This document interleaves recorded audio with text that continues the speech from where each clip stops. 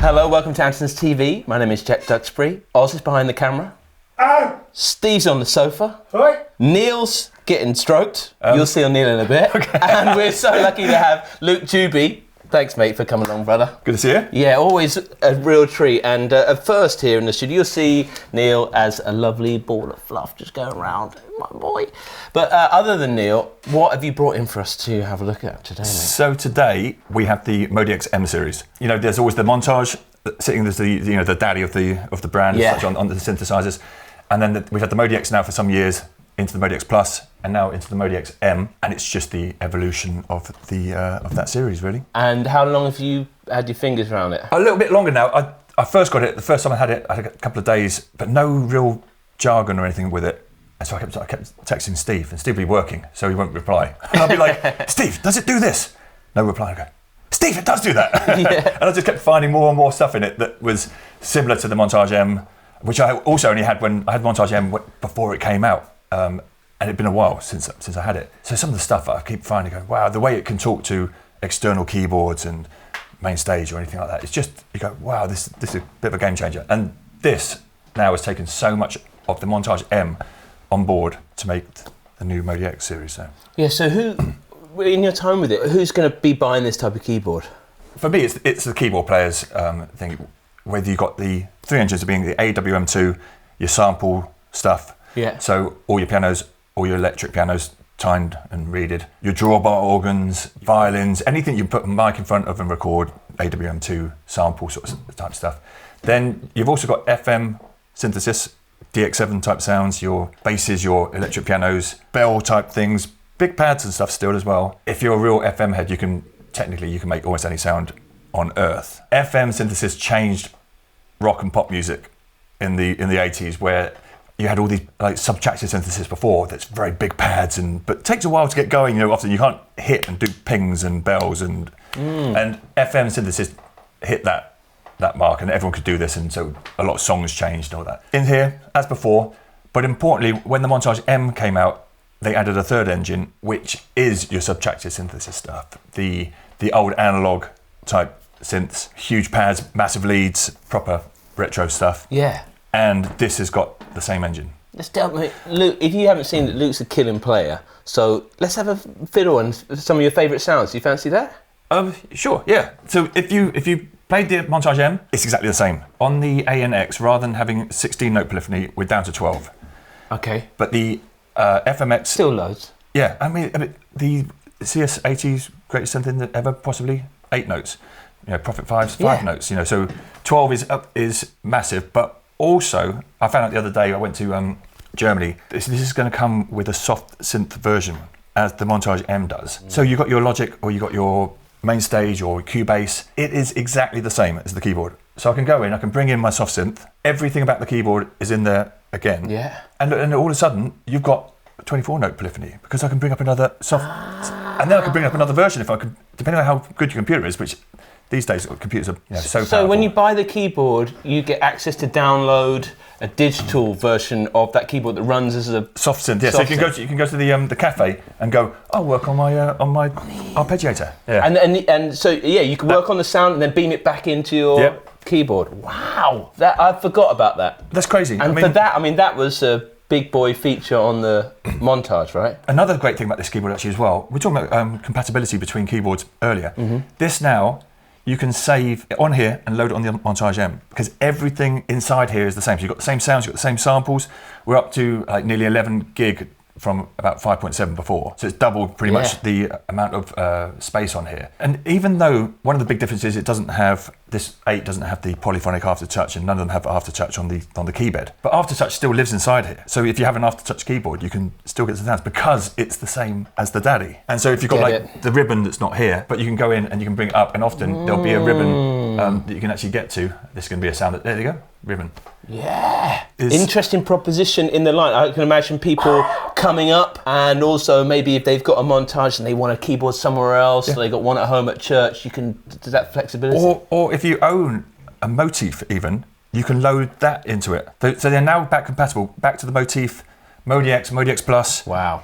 Previous montage. Yeah, so that's... And that other bit of, if you're regularly turning up and renting keyboards, that's just a nice weight off your mind to know that your sounds will work on a lot of different keyboards if they're not available. In terms of hardware, what's the big changes? Like screen or anything like that? Anything the screen's definitely got more resolution and stuff. New portamento dedicated and knob. Quick edits, up, the option of going up and down this time, whereas before it was just down and round. Double the amount of faders, which is great when you start talking. We talk about drawbar organs. So now we've almost got the full 9, where you can actually get to all the harmonics and stuff. So these are all new for MODX series. So you can actually then play with stuff using the screen as well. Actually, this is quite interesting. As I've changed that before, so we can actually see here, one of the differences between the Montage M and this is the Montage M gained a nice, lovely screen up here. And it gave you that, they've been able to change cut-off and attack and things for ages, but you could only hear it. So now there's like visual representation on the Montage M with a lovely massive screen here, secondary screen. But because it is essentially kind of the same, what you can do is I turn to attack there, and now we've got the visual representation overlaid. So now I can get in and I can actually see what it's going to sound like. It just looks, and as I understand it, it's going to be a very attractive. It's going to be a very attractive price point. One finger. Hold on. How do you think about this keyboard? Do you set up a bunch of presets in that main landing screen? I mean, we look at the screen here, lots of different parts you can bring in, so I could just bring in another sound. So we've got electric keyboard, electric piano. But I can obviously just bring in another sound if I want to. I like the plus. So, stuff like that. So now I've got some sort of...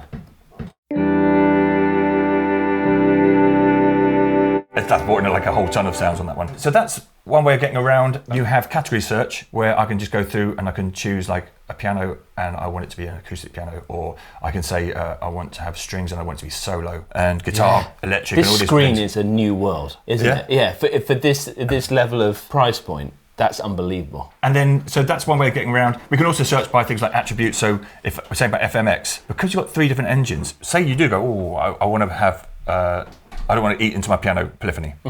So you could go, I want to go a pad that is ANX. So they can search just by ANX, for example. So then I can come in here and I can say attribute, and I want it to be just ANX sounds. So now I've got all the ANX sounds, all the FMX. But this is obviously when you're programming at home and not on the fly. On the fly, you've got live sets. So this is your gig time.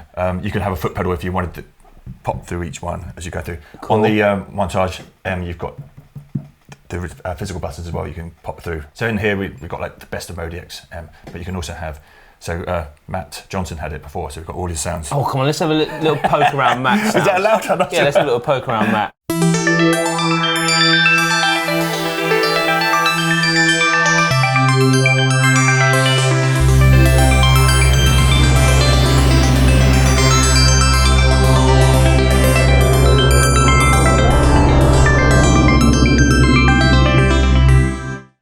God, let's keep going on that. A few years on, I'm realising that this is so captivating. And it's so powerful as well, and you can turn it off if you don't want it to flash. Yeah, how do you view this? They call it the super knob, right? Yeah, it's basically a summer of some of the assignable things, but you can assign those to do anything you want, pretty much. Like say you want to have more reverb on one, and then you also want a filter. On this, you can say, I want the reverb to go up, but I actually want, even though this turns the filter on one way, you can actually say, but I want this to go the other way.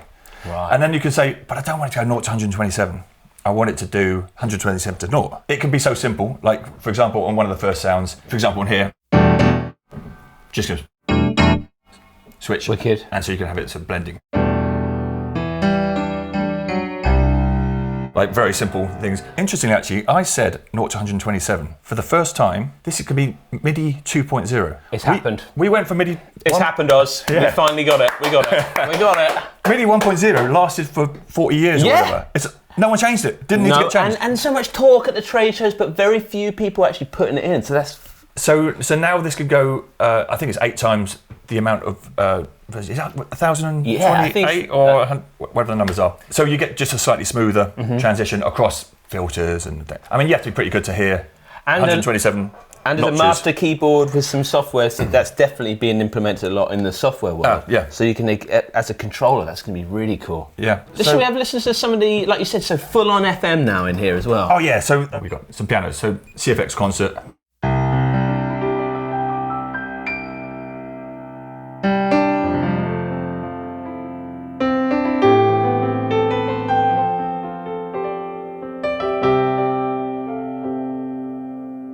Have you found the action since you learned it? Oh, wholly new. So all three, the 8, which is 88 note, obviously, piano, Right. 7, 76, 6, 61, they're all like been worked on. So it's a bit tighter. So you felt a difference? Yeah. Oh, cool. So it's quite I interesting. like that it's not too heavy, it's not too much of a beast. It's like you're getting that full workstation thing, but it's not a Leviathan. So- Any uprights in there? Yep, not only uprights, but we can do the felts as well.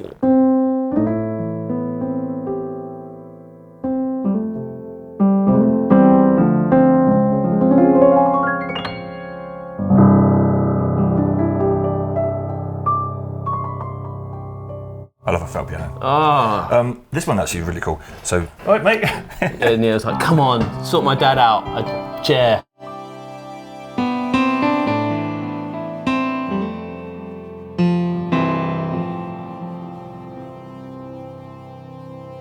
So I can catch the super knob down my foot.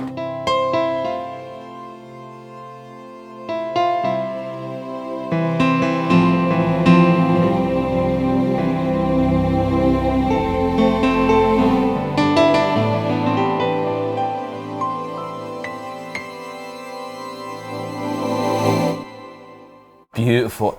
So we're in this live set view. How Yeah. would I delve in to see what are the parts in So there? then I could come back here. And you can just... Yeah, and you I can like get in. this screen. So this is the most important thing that came from the MODX M is I always imagine this as being a book, and on each page I go to, there's like, so if I go into edit mode, I can come here, and then on each page there's another page below it, and stuff. And so you have to like almost know whereabouts the chapters are in the book. But since the MODX M came out, the navigation button now that came in on the MODX M just takes that whole thing out of it. So I bring it in here. So we're in common. So we're in the overall sound.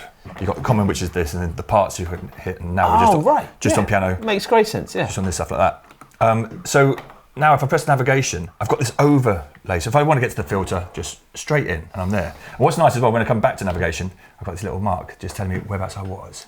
Oh, nice. We're now on the piano one. I've never seen that before.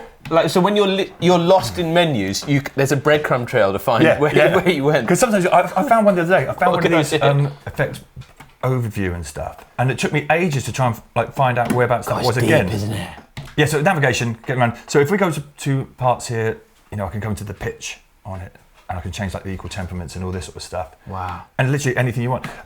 We're talking about like the ANX thing as well. So quite often now we've got these buttons to move around on different views, and quite often that will show us how what the sound is and what it's doing. And things.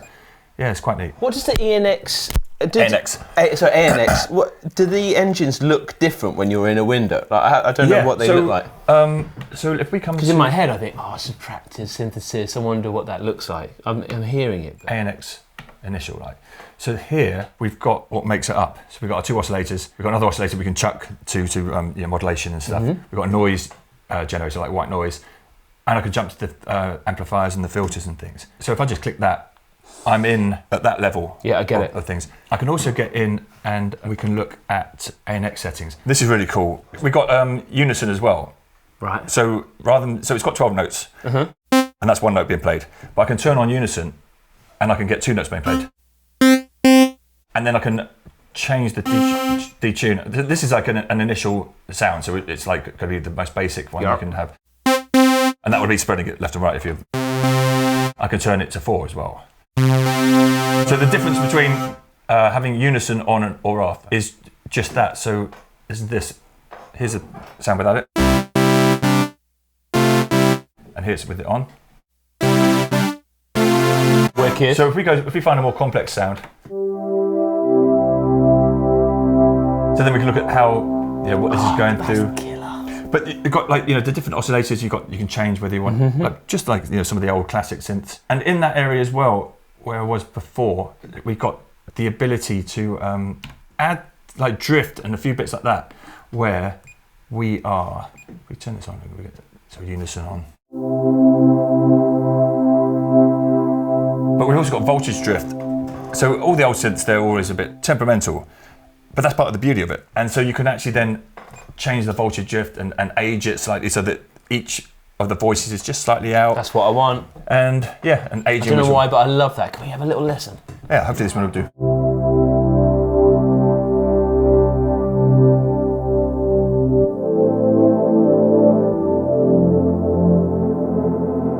too far. Yeah.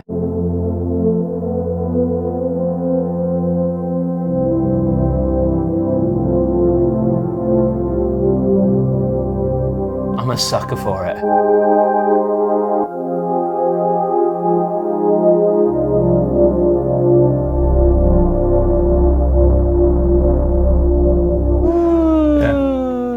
So that's really cool for getting those analog stuff, and like some of the sounds in here as well are almost so the effects are like the Line 6 stuff, it's been modelled on so that's pretty cool. The poshest type of effect. In terms of like connectivity, there was a bit earlier where you were hooking up HDMI or something. Oh yeah, so you can take the screen out and you can record the screen, and you can I think people have had it even on a touch screen, so they can actually put it on a TV and do stuff. But and does it send USB audio out? Yep, and that's actually double. So it used to be 44.1 on the MODX, and now it's up to 96 point whatever. And we've got an input. Is there vocoding and things like that? Yeah, I haven't actually played with a vocoder. I'm sure there probably is, but I haven't done that. I'm not sure. Steve, is there a vocoder in it? Yes, there is a vocoder. So what's quite cool as well is, so press this, and now, because these are now changed colour.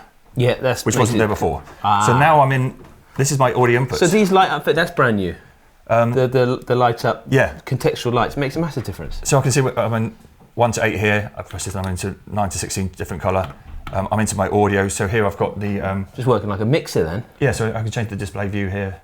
Yeah, that's what I'm trying to get my head around. It's such a mixture of all the best bits of the range. I suppose after all the years it's been out, it's like a best of all the best ideas at a killer price. And that's the thing. It's significantly. Check out the links below, because it is a new, definitely going to shake up the market at that price point. So here's we've got our digital in, USB main in. We can obviously change the AD input. Yeah. And have that, but so you can also do it on the fly. So we can be having your backing track coming in, or and organ, lovely organ player. When you get to Organ Town, what does that look like? Because that's a big draw bar for me. Oh, cool drawbar set. So if we take these and we whack them back, I love the lights on that.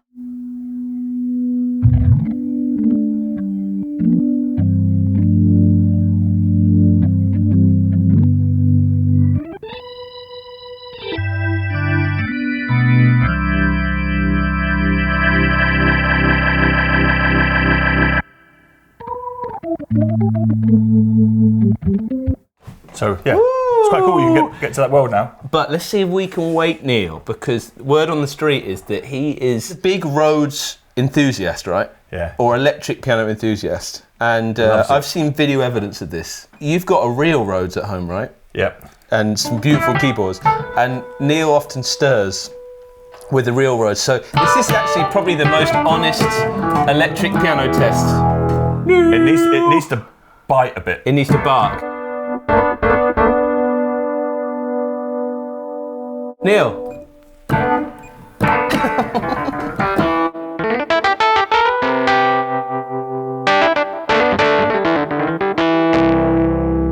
Waking.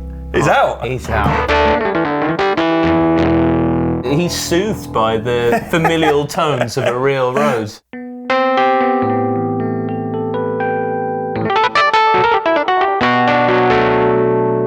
Nope. I mean, you've improved our day just by you turning up, but like Neil coming in is just a new height of peace in the video room. We've done a few of the pianos. They've got the U1 and they've got the felt pianos and stuff. And then all of those, there's actually some great ones in here. Dreams and all this. And these are factory ones? Yeah, so they've got all...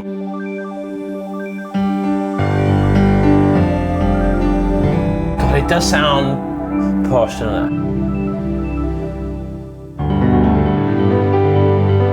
So they've got the mad stuff going on as well.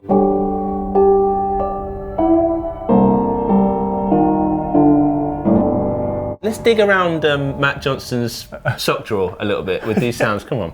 What's he got? I've been trying to lure Matt in. Come on, Matt is so welcome in. So where are we gonna I had to learn his piano parts once, and they were so hard. Incredible player, rubbish at packing boxes. I got this. I was like, he'd open up the bottom and put it in. Oh. Yeah, come on, Matt. But what a player.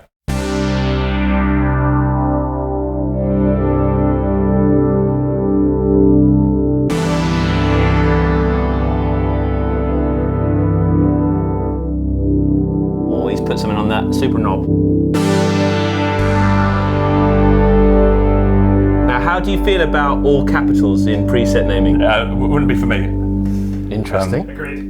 I don't know why. I love things like that. I love things like that. Isn't that funny with the, to be honest, I do flip-flop between all caps and not. Sometimes when I think, God, this is really important, I put it in all caps. Actually, so what's quite cool is this is just like your live sets. These have got like, electric piano and stuff, but underneath it tells you what it is. But you can actually change that. So if you wanted to say, have this as your song, and you would have put underneath it, it's in G major. Don't muck up like last time and play it in F sharp. Yeah. Put G major underneath it. Or you could type in whatever you want. In screen, what was the last iteration? Did we have colour on the last screen? Yeah, but this is definitely improved. I had a camera geek the other day trying to work out whether the refresh rate was better, and he was telling me that it was, but yeah, that's over my head. No, yeah. Let's just plug it in, let's play it. And in terms of accessories, Steve, are you gonna have Cases. new cases? That's what I like about Yamaha. You get all of those at launch.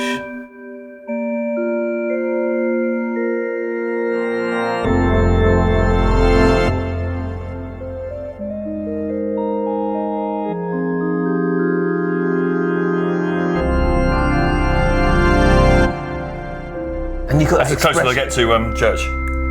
And so the expression is linked to that. Yeah, this one is. There's 4 inputs, so you've got options of foot switches. Isn't it funny? Like now we're in 2025. What comes with the keyboard and motor? Do we get a sustain pedal in the box? No. No. That went years ago. Same with music rests as well. Like we don't get music rests, but I can understand why. Yeah. Because I just always threw them away. Yeah, and now it's we've an iPod rest got like these days. iPad stands. Yeah. I mean, if you've got the 8, you can put your laptop there as well. Yeah, exactly. That's good. Obviously, you've got the 7 over there. Oh, 6. 6. Oh, let's have a look. Thank you, Otters. Have you been on camera before? Yeah. Oh, Oz is big time. Yeah, he's a glamorous assistant. God, isn't that light as anything? Wow. So this is obviously exactly the same. No change in polyphony, no change in anything except for the key bed and number of notes. But it's light, isn't it? It's unbelievable, and at that price. I've seen a resurgence in, maybe not a massive one, but people buying up those modules, the old motif modules and rolling. There's a bit of a noughties resurgence. But because all of those sounds have been kept up in the sound bank, you could just buy one of these and get basically the best of Yamaha. Yeah, I mean, like you're saying about the sounds being kept and stuff as well. Like even if I search for things like harmonica.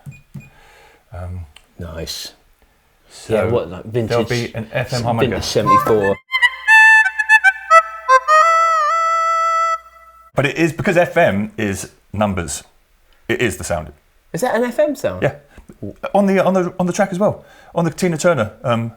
No. Yeah, FM, and obviously the bass, the classic bass guitars. Yeah. FM basses. Solid bass. But yeah, if you're going after the sound, that's what's amazing. You're getting the actual full beans. That's on everything. And what's the maximum amount of parts we could stack within one So you've got preset? 16 part, 8 part you can get to on the keyboard itself. Mm-hmm. And the seamless switching is also improved on this. So the amount of parts you can actually seamless switch between while they're up. There's 9 to 16 which are accessible via like an external keyboard or stuff. But the AWM2, so that's massively increased in the number of elements. It's now up to 128, which is the same as the MODX M, because it has to be the same to load everything else in. So because of that cross-compatibility, stuff has to be in there, really, Yeah. And still, is it motivator.com? Is that still the place to go? There was a forum for years where whenever I was having to deal with Yamaha keyboards, there was an amazing community of patches. And Yamaha have got Soundmondo. which was a great way of chucking a couple of patches around. But the ways you can save this now, it's going to have its own ESP, the soft synth. That's a massive sell. MDs, anything. Oh, it's just wild, that. Yeah.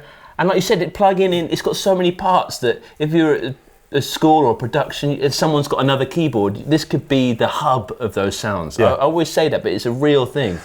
If you've got more people in the band, or the guitar player just wants to play one little bit. But check this. So let's bring in a single part. Right, I'm going to bring in another sound here. So now we've got 2 different parts, right? We've got. Mate, thank you, brother. Cheers, Oz. So we've got this one. I've got this one. But by double tapping that, I'm now external keyboarding, and I can choose whatever channel that goes to. I can save that. So I could still have the ability to jump around the sounds and do the volumes and stuff, but it's going to external. You're an MD, but you've got an auxiliary keyboard over the stage. You could say, oh mate, you're on the fiddle now. Also, if you ever program like strings in your studio, I've got like something like 1 to 16 on different 16 channels. It goes, say, violins to double bass, 1 to 4. And then the next one is a different type of thing, and each time I jump, but you could do that on here, so you could have 1, 2, 3, 4, and keep going on your 16 MIDI channels. Or you could have the keyboard in your studio over there on MIDI channel 1, and I could just sit at the same keyboard, and I could just keep playing the different keyboards to see which one they... Wow, powerful business. And you can update from a stick. Yep. And things like that, which is going to be massive for people who move around. Awesome, let's just hear it. Thanks, Oz, we're in a new world here. We've got new cameras, everything, and we have canine friends hanging out. How did Neil come about? He's a rescue. Oh, he's a sweet one. Where are you from, Neil? Who's this? Oh, Neil. He's a big boy. Hello, my boy. What do you think? Yeah. I mean, is this the best thumbnail of all time? Good boy. I hope you're having a good time, Neil.